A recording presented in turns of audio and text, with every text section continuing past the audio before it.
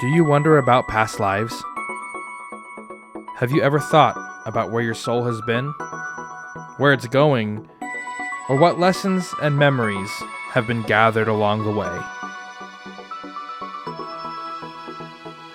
In this podcast, we will discuss past life memories, psychic phenomena, energy healing, and other metaphysical topics with experts and the average person to find out how we can heal through these experiences.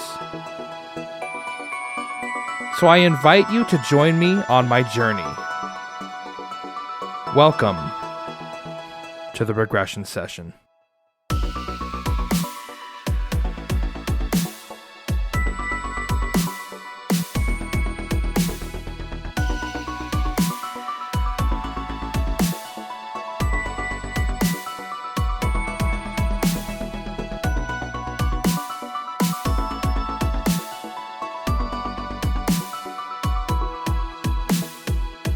It's like, you want to upgrade? You want to give us money? And I'm like, no! I've been using you for like years.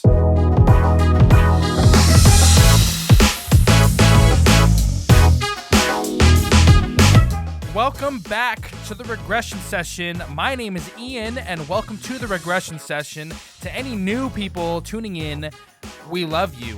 I am so wired right now. I'm on like my fourth latte of the night.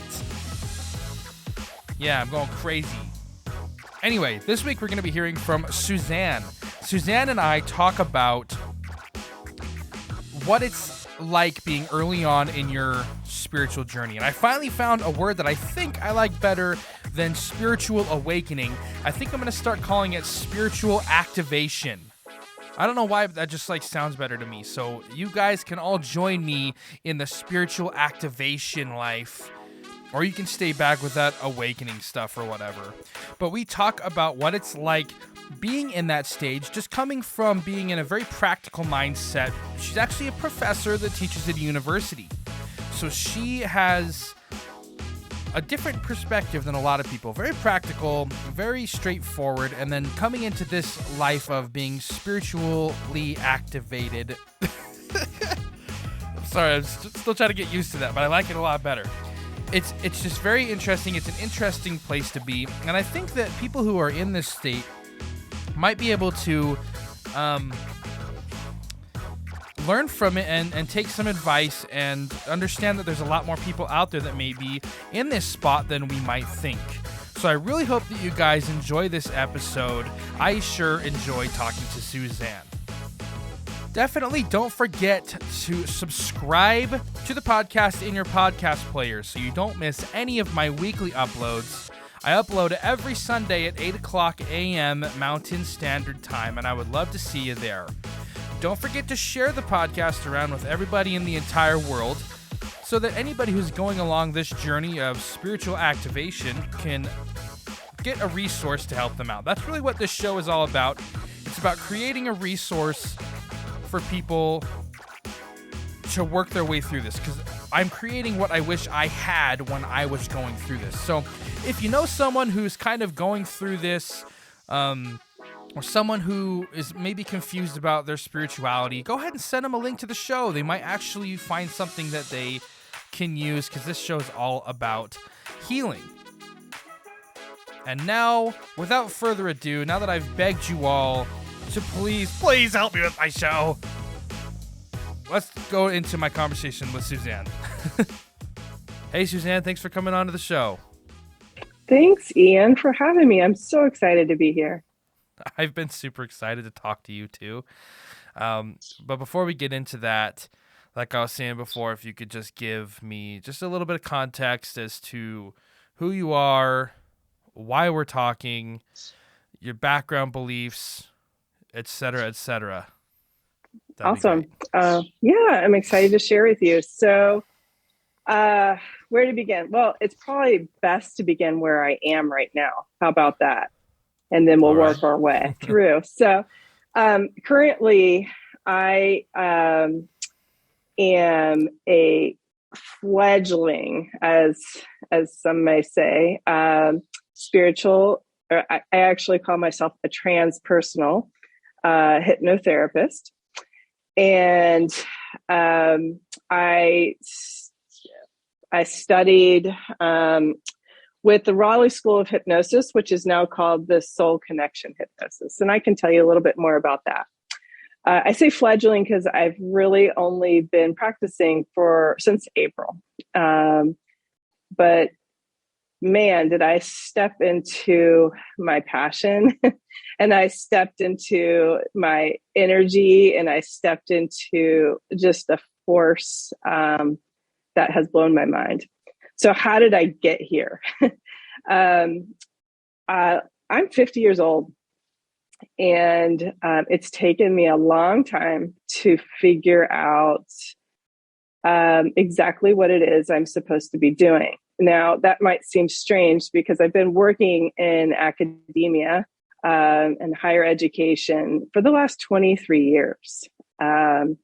I worked initially at Clemson University. I was there just for a year because I met the person I would marry. I was at Penn State University for 10 years. And I have now been at North Carolina State University for 13 years. Teaching and connecting with humans is my passion. And my background is actually in outdoor recreation. And so with my degree in outdoor recreation, working with students in the outdoors, I've always had a huge passion and focus for connecting with people in really beautiful places and in places that really brings out the authentic self. And I find in the outdoors, the masks that we wear every day tend to come down. And being in beautiful places, I have the opportunity to really have deep connections. Okay. So my degree was in outdoor recreation, and I've been teaching in academia for all these years, and my passion is connection.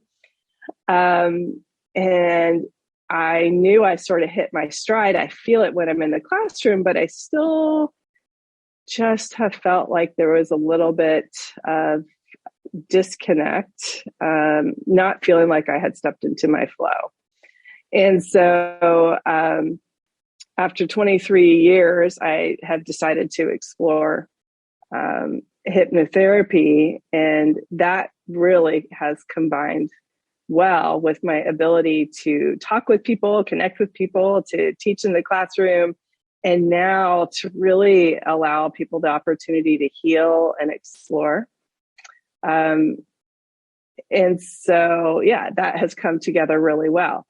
Now, I told you that I'm telling this story backwards, and it's coming out to be a little bit more discombobulated, but there is a rhyme and reason here. And that's because when I was in college, I studied at the College of Charleston in Charleston, South Carolina. I studied psychology. So you can see that my journey, little by little, has been leading me to a place of connection. And I just wasn't, I've been exploring it slowly throughout my whole life. Going back even younger, I was raised Episcopalian, can remember sitting in church from as young as I can remember thinking, this doesn't make any sense. I've been raised in the church. I've been listening to this my whole life, but I don't think that this is what really is going on. And that's my own personal belief. I guess I've always believed in a higher being, but I just didn't feel like sitting in a church on Sunday and dress up clothes felt very authentic to me. And so I think I've always been searching. And when I was 17, as just something fun, my mom invited a psychic to come to my house for a birthday party with me and my high school friends. And that turned out to really sort of change my world. I was given a reading that really, really resonated at the time. It piqued my interest. I started looking into ESP right from the start. My dad, my parents were going through a divorce at that time, and he was also a recovering alcoholic and found a lot of comfort in exploring spirituality. And so sort of together, he and I did a lot of questioning and exploring together. So now weaving this whole discombobulated story together, that psychic really opened up the possibility of something bigger. I went off to college. I studied psychology, still questioning, still trying to figure things out. I went, following college, I worked with students in the outdoors in beautiful places. Growing up in Florida, and then being out west in the wide open spaces near where you are right now in Utah, I found just the incredible power of nature in the outdoors and human connection. And then teaching in academia, more human connection, and now finally hypnotherapy. And it all comes together really well because transpersonal hypnosis and hypnotherapy is the combination of body, mind, and spirit. And so it just took me a while to put this together. But here I am. I've asked this question before to someone else who also comes from like a very practical background. So what's your take? Like, are you familiar with, first of all, materialism, like that whole concept of materialism? Yeah. Yeah. What's your take on that? Did they teach you materialism in your psychology course? No, not that I can recall. And that was a long time ago. I graduated from college in 1989. So Okay. So I took a psychology class from Yale. Okay. And the first thing that they started going into was materialism. And we're all familiar with it. It's basically the concept that when your brain dies, your existence dies, right?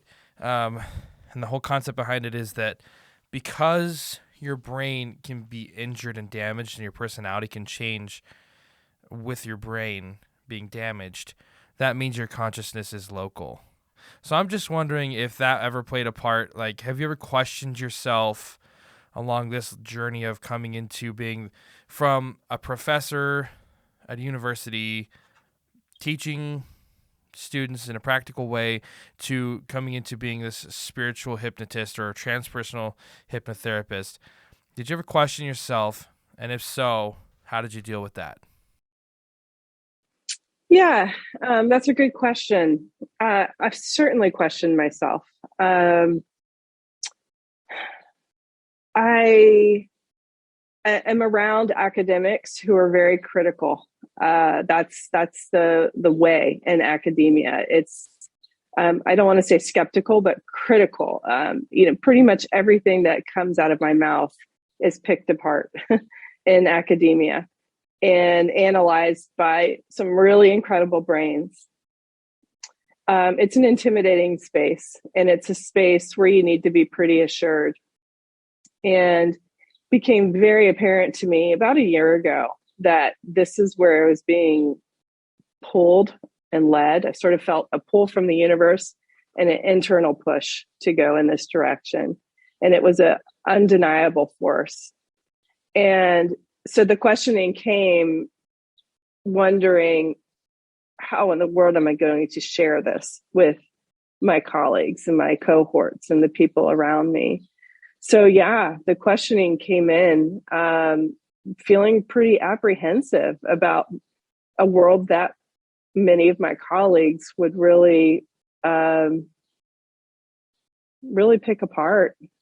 So yes, the questioning was there, and I emphasize the word was. Well, and the reason I ask is because the social pressure is real, man. Like Oh yeah. it's hardcore. Because if you tell someone like, hey, man, like for me, for example, I'm like, hey, by the way, I can enter into these weird trances and channel what I call spirit guides. People look at me like I'm nuts. And so I totally get that. And I know that there's other people out there that listen to this show that probably experience that. So my question to you is, since you're kind of still in this, this space of like sharing this, almost, I don't want to use this term, but it's like a good term for like a spiritual coming out. Yeah. How are you dealing with that, and what's helped you kind of get through that point where you're kind of no longer as apprehensive to share your experiences and where you're heading? It's a knowing, it's a truth. I have no interest in pushing, my beliefs or my feelings on anybody. And therefore I'm very comfortable with where I am.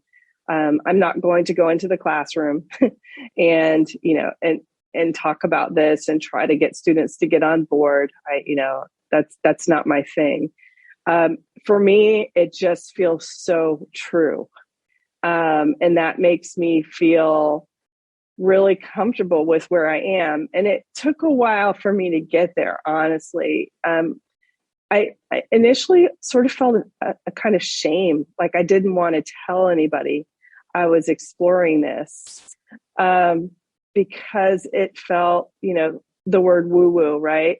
It felt woo-woo, like, oh, those critical minds out there are really going to pick this apart. But the more I studied and the more I've practiced, and the more I've worked with clients, the truth of this spirituality rings so true to me. How could I be ashamed of something that's so positive, that brings about change in people, that helps them uncover their truths, right? And helps them live their best lives. And for me, through my training, I experienced personally 12 hypnosis sessions and boom, issues I had been in counseling for, most of my life. I'm an adult child of an alcoholic. And just like every other human, there was dysfunctions in my family that, that I was holding on to that were really impacting my life. And so I was in therapy, really since I was 17 years old when my parents split up. I started going through therapy, and there were those issues where you get so stuck. You know what I mean? And you're in therapy and you know your issues, and yeah, you've danced around it from every single angle, but there was no way to get through them. Boom, I have, an hour and a half hypnosis session and it's gone. Those things that had just been plaguing me. And it was because I tapped into my higher self and into this wisdom and into my subconscious. And it made such a difference that how could I feel shame when hypnotherapy and hypnosis is just bringing about the best in people and helping them live their very best lives. Well, there's a big problem, I think, with therapy nowadays. It's missing a huge component of what humans are, and that component is spirituality, right? Like, it's very clinical, it's very, very practical, but humans inherently, I feel, are spiritual beings, and like traditional therapy and even traditional hypnotherapy without the spiritual aspect is lacking. I think it really, it's hard too, because people have been kind of raised in this mold where it's like, no, we don't talk about that. It's kind of like what you were saying with, the academia and stuff. We don't talk about that kind of stuff. That's too out there for us. There's no evidence to support that. But really, why does it matter? And I really think that we're doing ourselves a huge disservice by trying to cut spirituality out of all this clinical stuff, because I actually spoke to a couple weeks ago a licensed therapist, and she was saying how spirituality should be included in therapy. So what's your take on that? Oh, absolutely. Absolutely. I have a couple of friends who are therapists, and I've recently shared with them what it is that I've been doing. And, I watch their eyes, oh, yes, absolutely. This is what we're missing. And, and now finding that I'm getting referrals from them because they acknowledge that, they see that. Um, the word spirituality, it throws people, right? Because there's all sorts of connotations with what spirituality is. If you use this idea of wisdom, of higher self, of inner knowing, it makes psychotherapists a little bit more comfortable. And and people can call it whatever it is that they like. You and I know that this is spirituality. It's tapping into the energy of the divine and of the connections between all living things. It's an amazing and powerful source, and it certainly pairs well with traditional psychotherapy. Yeah, and I tend to agree. And to me, it's like, even if it's not real, right? Even if we're not connecting with the divine or God or source or the great central sun or whatever you want to call it, Right. it's still helping people out, right? I had a buddy who came to me, and I think I mentioned this to you, where we were just talking in his living room one time, and he was like, yeah, I have pretty bad anxiety or whatever, and I was like, hey, let's just take care of that. And I remember his wife said to me, what do you mean? And I was like, yeah, we could just get rid of his anxiety. It's super Yeah. easy. She's like, what, you're going to get rid of his anxiety? Like, Yeah. come on, buddy. And lo and behold, I did a quick hypnosis thing with him, and boom, anxiety's gone. And it was basically, for lack of a better term, like a miracle, right? It's miraculous, Ian. It's amazing. And how can anybody deny that? Okay, so hypnosis has this crazy connotation because of Hollywood, right? Or because of Yep. stage hypnosis. Oh, I you get hate up on that. stage, you act. I get it so much. I just talked to a really good friend. She's like, "Are you going to scramble my brain?" I'm like, "No, I'm going to help you unscramble yours." Like in hypnosis, people are awake. They're engaged in the process. It's a guided meditation. In the state of hypnosis, you just turn off that monkey brain. You turn off that thinking critical factor. It allows people to tap into that inner knowing, the intuition, the subconscious, where all of our thoughts and feelings are. And in that's where healing can occur. It's in the emotion. And the subconscious doesn't know past. It doesn't know present. It does know present. It knows exactly where you are while you're in a state of hypnosis. So much healing. We're all carrying around so much pain.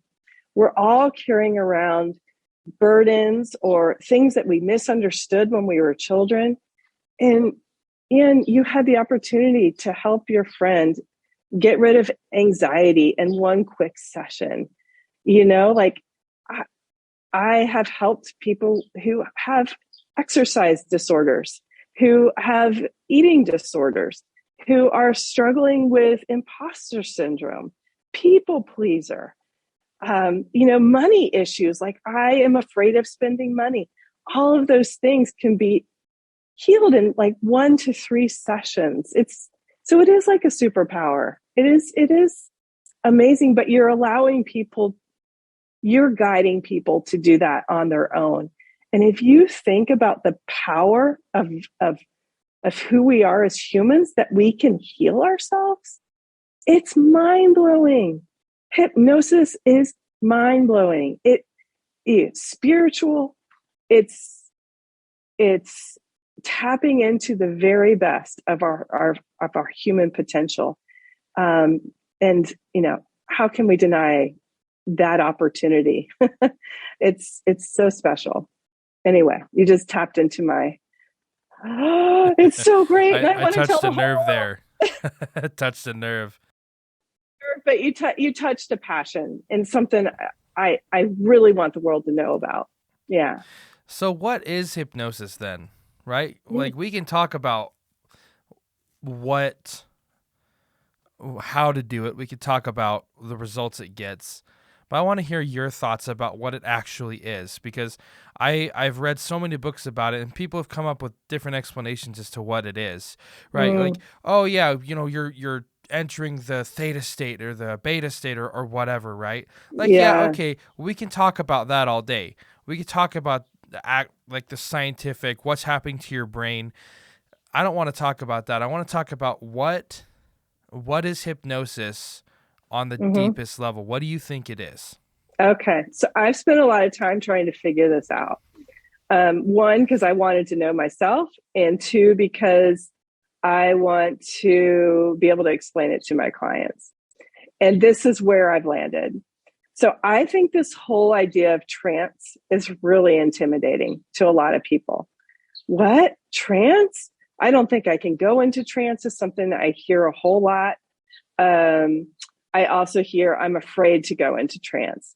So I kind of like to just push that word aside and say, okay, so probably, the majority of people have tried meditation at some point in their life. If they haven't tried meditation, I bet they've watched TV.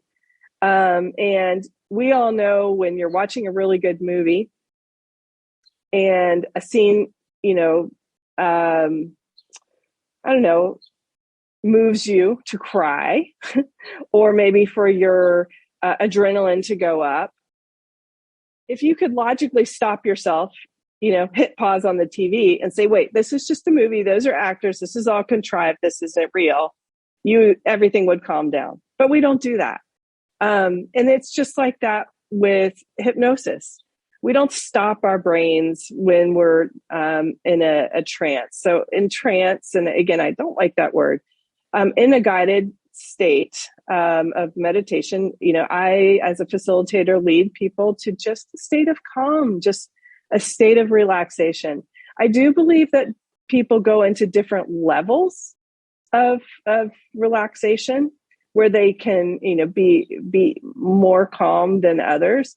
But I think if you're even able to relax a little bit, just to focus on my words and to focus on how I'm guiding you, in hypnosis, we then go to do the work. So I mentioned this earlier. I believe hypnosis is quieting the thinking mind, quieting the critical factor of our mind, and going straight into the subconscious. And I believe that, or from what I understand, in the first 7 years of our lives, our subconscious is very plastic. In fact, I believe that we live in the state of imagination for the first 7 years of our lives. And we're picking up all the different feelings, experiences. We're learning how to survive in this world. So for example, if our mother, we might be 1 year old and our mother screams because my mother screams because she sees a mouse. That from very early on, the emotion of seeing my mother see that mouse has created a fear in me, right? And I don't even know that I'm carrying that fear, and I don't know the origin of that. But through hypnosis later in life, let's just say my fear of mice has become debilitating. I'm able to go back and through a regression into my mind, my subconscious can allow me to know when that happened. And in hypnosis, I can now attend to that feeling. That mice are not that scary. They don't bite. They are just other living creatures. There's many techniques that we learn in hypnosis or as hypnotherapists to be able to work with people, but you would go in and you address that emotion while the client is completely interactive. You're talking with them.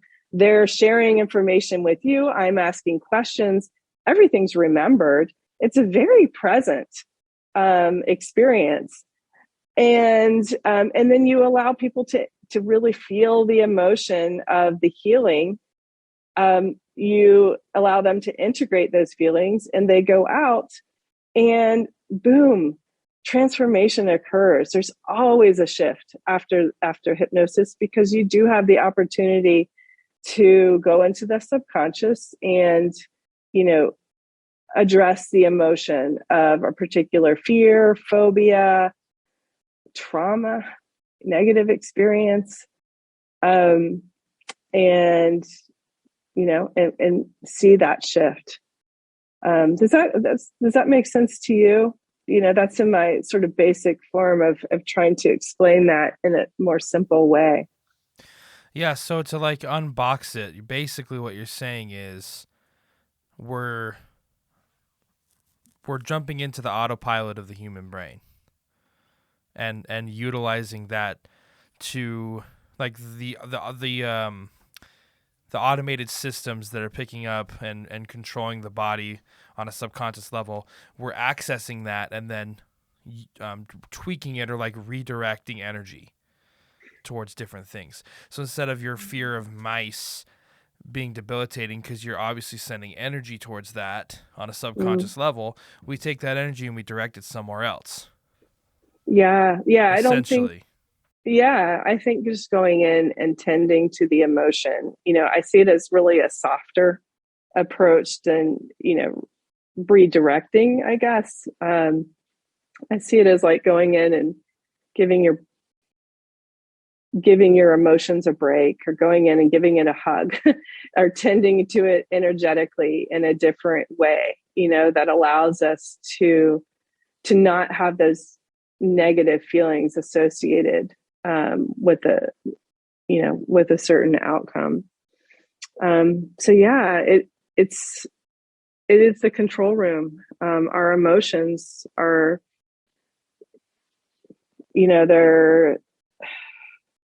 it's complicated, right?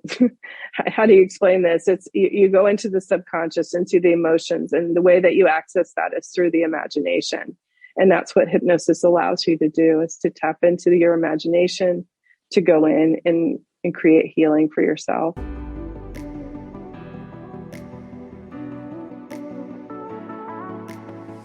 Hey everyone, I'm interrupting the episode to tell you all about today's sponsor, Shape.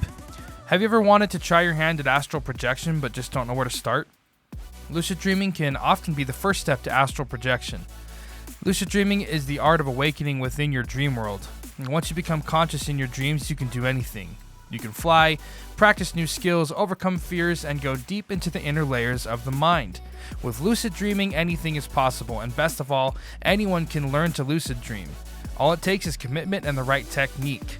The Shape app makes learning to lucid dream considerably easier. You'll start by writing down your dreams in a dream journal, then you'll learn to identify dream signs, perform reality checks, and prime your mind for becoming lucid as you go to bed. Shape is packed with useful audio guides, personal statistics, dream insights, and other practical tools like the Dream Journal and Am I Dreaming reminders. This is the ultimate lucid dreaming coach and one of the fastest, most effective ways to awaken in the dream world, with many people having a lucid dream the very first night that they download Shape. So using the link in the description, you can save up to 20% on Shape's annual plan. So if you want to learn to lucid dream, check out the link in the description to start learning today. Now back to the episode. So the next thing I wanted to ask you about is the ethical question of past life regression. And for those of you in my audience who don't know what the ethical question of past life regression is there was a group of scientists when past life regression first became a thing, and that continue to this day, to kind of say that when you do a past life regression, you're not really helping anybody because all you're doing is creating delusions and false memories in their head. And that does more harm than good because it's going to basically mess with their head and make them super confused. So what's your take on that? I think that's a really interesting question. And I think it's a valid question because with past life regressions, the majority of people, you can't prove them. There are many, many instances where people have gone back and, they've identified a date or a name and been able to find themselves. But for most, it's not really the case.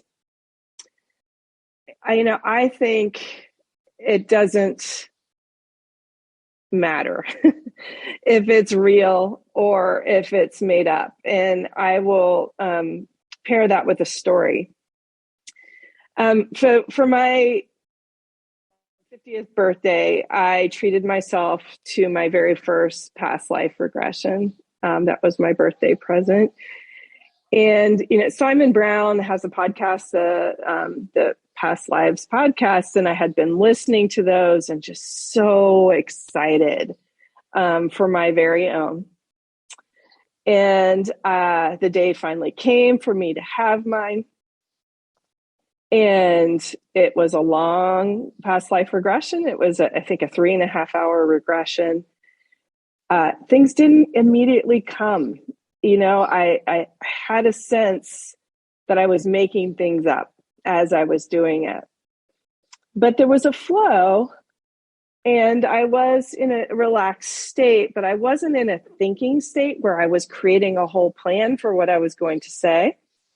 So I, along with the hypnotist who was leading my session, I was just answering questions. When we got to the end, I realized that there was a theme, and there is no way I could have, put together this theme and string things together the way that they came together. And the theme was love. But it was related to what my goal was for the session. So in a past life regression, generally a client comes in with a goal, maybe some issue that you're struggling with in the current life, or maybe a question you might have. And for me, I was seeking questions about love and connection in this life. And I was shown in my session 4 or 5 really incredible and profound experiences with love. And not only was I shown it, but I felt love in the most remarkable way. Okay, so I noticed that there was some coincidences in the way that the story was strung together. I noticed that there was some really interesting connections that I don't think I could have made.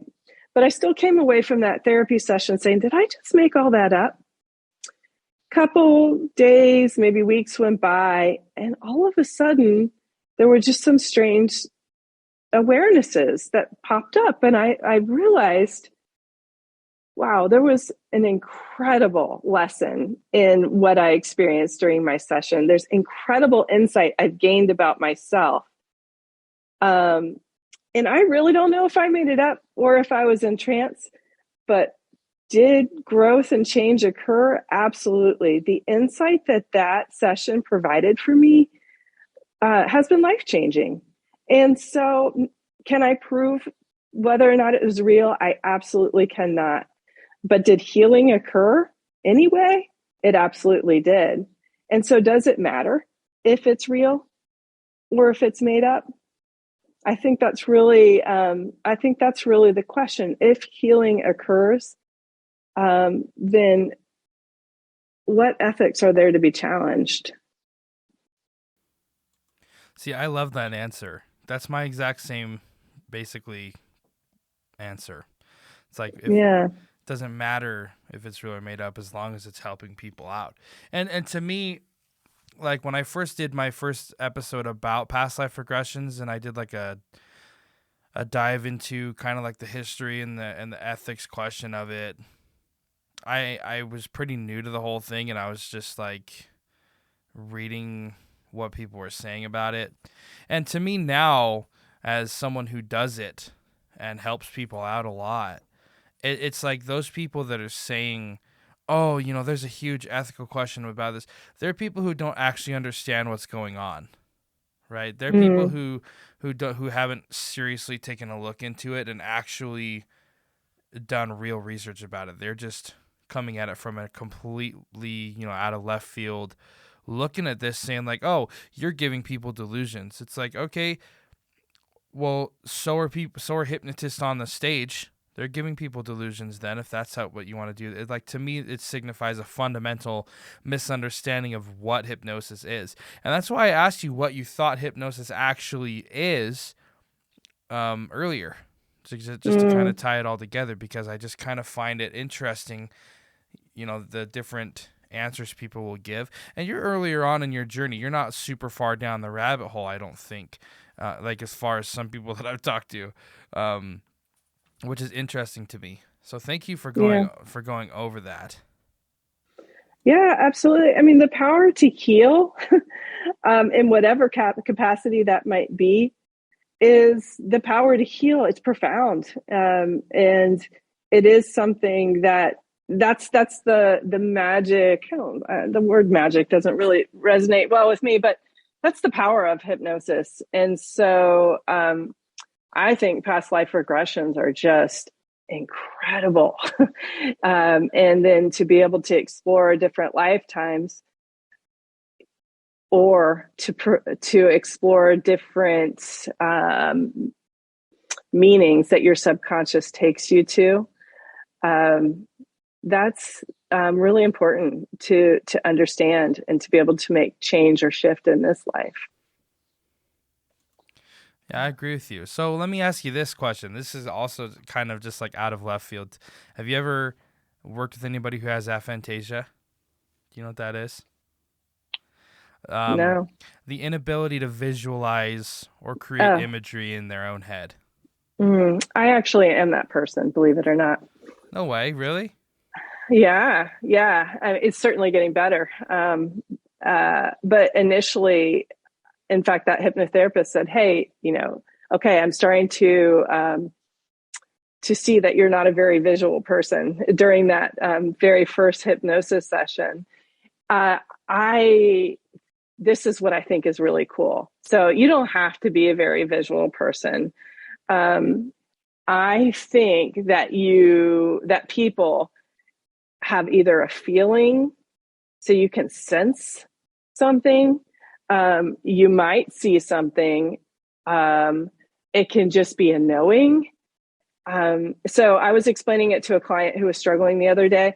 Imagine a snow globe, right? And you're shaking up a snow globe, and then the snow is suddenly, just settling down. And then there might be an awareness. So what is that awareness? What's the first thought that comes into your mind?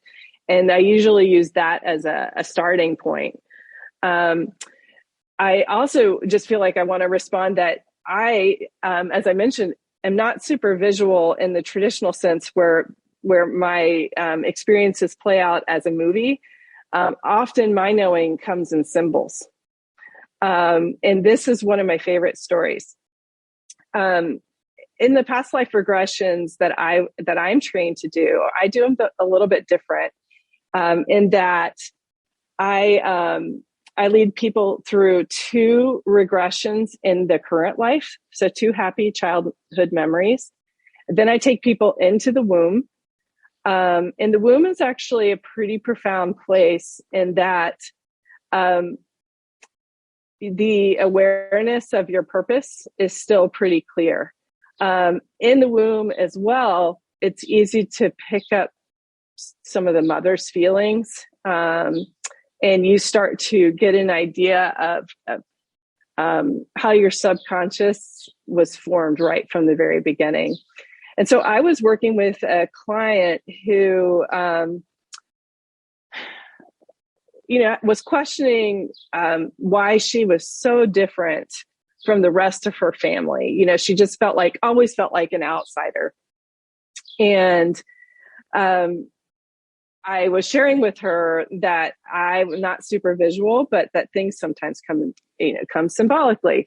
And so while she was in the womb, she had this vision of a tapestry being woven. and all the fabrics were being woven into one direction.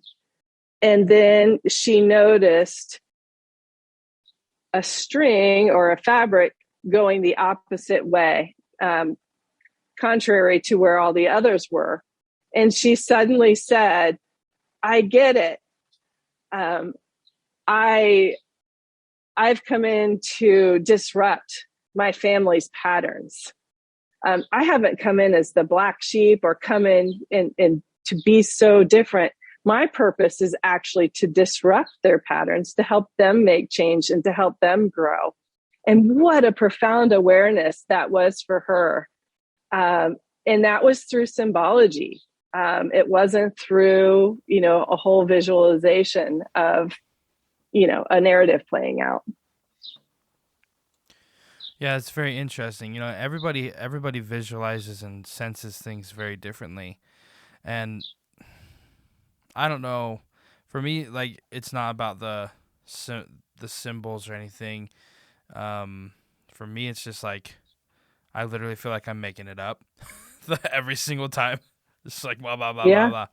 Yeah, that's very interesting, though. Like, I haven't even had someone really... Oh, actually, I had one person only, I think, that dealt with, like, a lot of symbolism. And it's kind of weird because you, as the practitioner, you kind of have to, like decode it almost in order to understand. And it's just probing and asking questions, and I found when you say, well, what does that mean? What does that mean? And all of a sudden they blurt out like, disruptor, I get it now. And it's just, oh, wow. Like you've made, all their lives, they felt like they were an outsider. No, they actually came in with a purpose to disrupt things, to challenge things so that other people can grow. That's a totally different story. It's so cool. And, the change that comes from, like, so I'm trying to organize my thoughts here. You can change, right? From, if I was to do a session with you and then I told you, this is what I think this means, you could try to internalize that. But when you're in a hypnotic state and then all of a sudden you realize, like, oh, I don't know, I have a problem with alcohol. That's not good for me, right? I should stop doing that. And you realize that, and because you don't have your conscious self that's telling me, oh, it's not a big deal. We can just have a few drinks today and that's fine. I need this to feel better, blah, blah, blah. Then all of a sudden you strip all that away and you're like, oh my God, I have a problem. If that comes from yourself versus an outside source, it's like exponentially more powerful than like your mom or your wife or whoever telling you, like, hey, I think you have a problem. You know what I mean? Absolutely. So, it's more of a knowing, right? Than somebody telling. And I think that's really important to emphasize that hypnotherapists or hypnotists, they're not planting ideas into a person's head. They're not saying, oh, so you're an alcoholic. Instead, it's asking questions. Well, what does this mean? And how do you interpret this? And, tap into your higher self, your inner wisdom, your intuition, and what's being shown to you. And so it's never a matter of a hypnotherapist putting ideas into somebody's head if they're well-trained. If they're well-trained, they're guiding the client to access that wisdom. And that wisdom, as you just mentioned, is what's most powerful. Once that knowing is there, then the hypnotherapist who's trained can actually help facilitate healing. There's different ways that we can facilitate the healing by addressing the core needs that we all have as humans. Yeah. Yeah. And, what's interesting, and the reason I brought that up, just for if it sounded like I came out of nowhere for anybody listening, is because when you said, when you're asking people, like, what does that mean? Like, that's a super powerful question. And I always encourage people to ask themselves that question too, even on a conscious level. And so, when, as a hypnotherapist or as a practitioner, your job, like, I could probably tell, like, oh, this dude's an alcoholic, right? But if he doesn't realize he's an alcoholic, it's not going to do anything. And so what the question I want to ask in leading into this is, like, you've been on a journey and you're still in the middle of this journey, right? And there's tons of people out there that are going through this. And I think I finally found a word that I like better than awakening, than a spiritual awakening. I think I'm going to start calling it spiritual activation. I like that. So people who are in this activation stage where they're just like, all of a sudden, oh, wow, there's a lot more out there than I was thinking. What advice can you give to them to assist them in fully embracing that and moving forward with it? Help me understand your question a little bit better. So you're asking, how do I help? How would I encourage people to explore their spirituality? Yeah. So like a piece of advice that you wish that you would have known at the very beginning, when you first kind of like realized, like, oh, I think that I want to embrace my spirituality. What's a piece of advice that you think that could help someone out there that may be like struggling with this, may be like questioning themselves or having a hard time moving forward with embracing spirituality? Because it is kind of challenging. It's kind of scary, especially in the Christian West. Like, it's this side of things is kind of almost made taboo. Yeah, I don't think that religion and spirituality have to be at odds. I think, that they can be hand in hand. I just want to first say that. But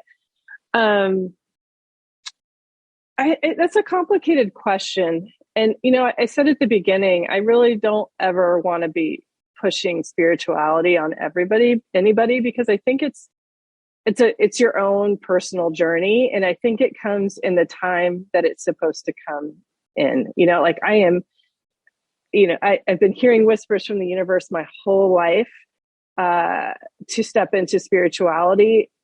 I have, struggled with depression throughout my life. I have struggled with low self-esteem. There was tons of opportunity for me to become spiritual early on and to look for something higher, but I wasn't ready. And I didn't turn there. As soon as I felt that strong tug being, pulling me, and then I noticed it was my time. And once I realized that, I became aware that I've always had an inner knowing and a guiding voice that I wish I had been paying attention to, because that's where it is. In religion, people go to prayer, and they go to prayer, I believe, in hopes of hearing a voice from God, from Jesus, or whatever the religion might be. In my opinion, that voice is actually our higher selves. And I can find that in meditation. I can find that in quiet times in nature. I can find that when I'm out for a run. That voice that's guiding me and saying, yes, do this, or try this. And I've learned in, recent months only to trust that voice. And now that I'm trusting it, there's that energy in my life that's pulling me to become a better person, to be successful professionally. My relationships are better. Everything's better because I'm trusting that voice that I'm tapping into. So I guess if I were to sum that up in a nutshell, is trust that intuition, trust that inner voice. There's a wisdom that is guiding you. And when you're ready to listen to that watch your life unfold in the most beautiful and abundant ways. It's truly incredible. Well, that was a perfect answer. I couldn't have asked for a better answer from you. So, with that being said, how can people get in touch with you? What's your social media presence like? You got a website? What do you got going on?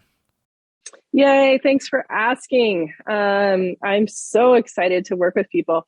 So I'm calling my business Journeys Hypnosis, and you can find it journeyshypnosis.com. I also have a Facebook page, and you can find that Journeys Hypnosis. And I have an Instagram, and it's Journeys Hypnosis.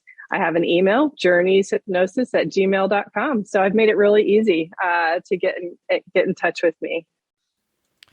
Beautiful. Links to those can be found in the description. So if anybody feels called to work with Susanne, I'm sure she would love to work with you. And Susanne, I'm going to put you on the spot one last time and say, do you have a message that you would like to leave for my audience as one final word? Explore hypnosis and explore journeying into yourself for those answers. And with a talented and competent hypnotist, hypnotherapist, they can lead you into inner knowing, into healing, into wisdom that will profoundly change your life.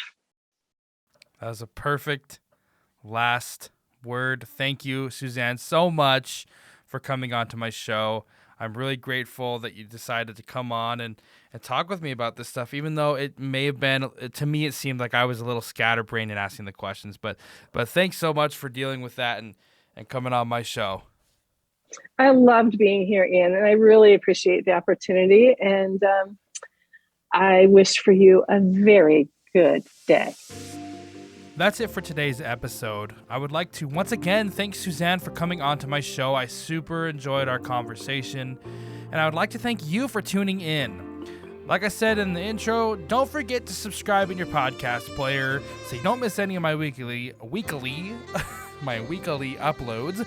Don't forget to share the podcast with everybody in the entire world so that we can help grow the show. And you know, if you want to come on my show to talk to me about your past life experiences or your knowledge on any metaphysical topic, I would absolutely love to hear from you. And I'm absolutely sure that your story would help someone out there. So if you want to come on to my podcast, shoot me an email. My email is theregressionsession@gmail.com, and I would love to have you on the show.